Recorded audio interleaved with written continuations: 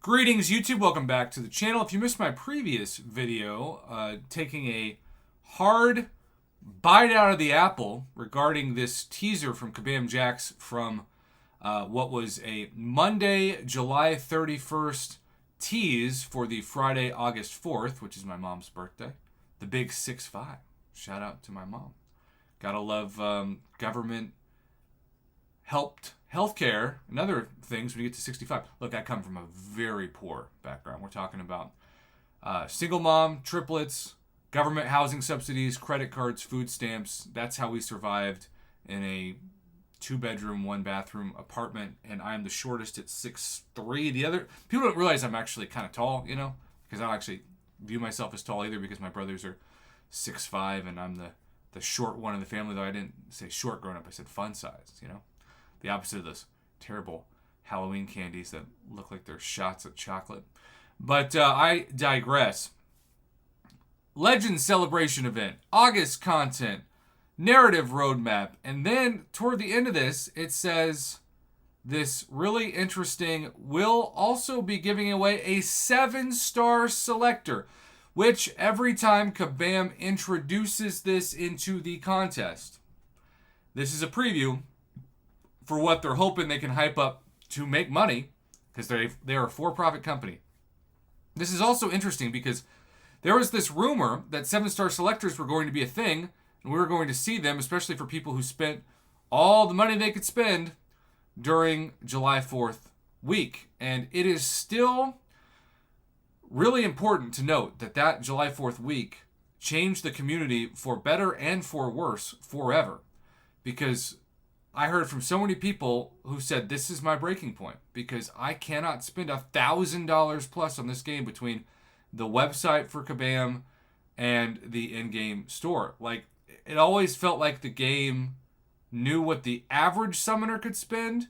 And even though if you bought everything, it was like $600, that was insane. It always felt like that was the limit to insanity. And then, of course, Kabam opened up the Pandora's box, I guess, for lack of a better phrase. And that caused people to feel like they were not able to catch up. A 7-star selector is really a game changer. And you could argue, as I pull up my own 7-star roster, you could argue that a 7-star selector could just be a fancy way of saying a Nexus Crystal or an Abyss Nexus Crystal. But let's say some lucky person gets like a 7-star Wish Crystal. Let's say that you can select any champion from the basic 7-star pool, not counting champs like Lady Deathstrike and Danny Moonstar, who are technically coded into the game, Silk. But you can only get them in Titan Crystals, and Titan Crystals aren't even out yet. So we're talking about, as many of you know, the 7-star basic crystal. The one that it takes still, for me at least, like a month to form 7-star shards, and I'm at 4150 right now. This crystal. This is what Kabam wants the future of the game to be. And I worry that the selectors are still going to be reserved for whale holidays. Cyber Weekend being the next one in November. Maybe, just maybe, a crazy small percent, although I doubt it, during what will be rebranded from the gifting event to something else that basically we can't gift accounts, but we can still open crystals and evolve our accounts. And we knew we had a preview of that this year earlier when we had bonus gifting like crystals for units. Look, 7-stars are fun. I'd be a hypocrite if I told you I don't care about 7-stars because my 7-star Domino and 7-star OG Hulk, both of which are ranked 2 but unawakened, are 2 of my favorite champions that I use every week. And I hope to awaken them someday. It would be a really fun hypothetical as to what champion I would choose if a 7-star selector somehow found its way into my hands.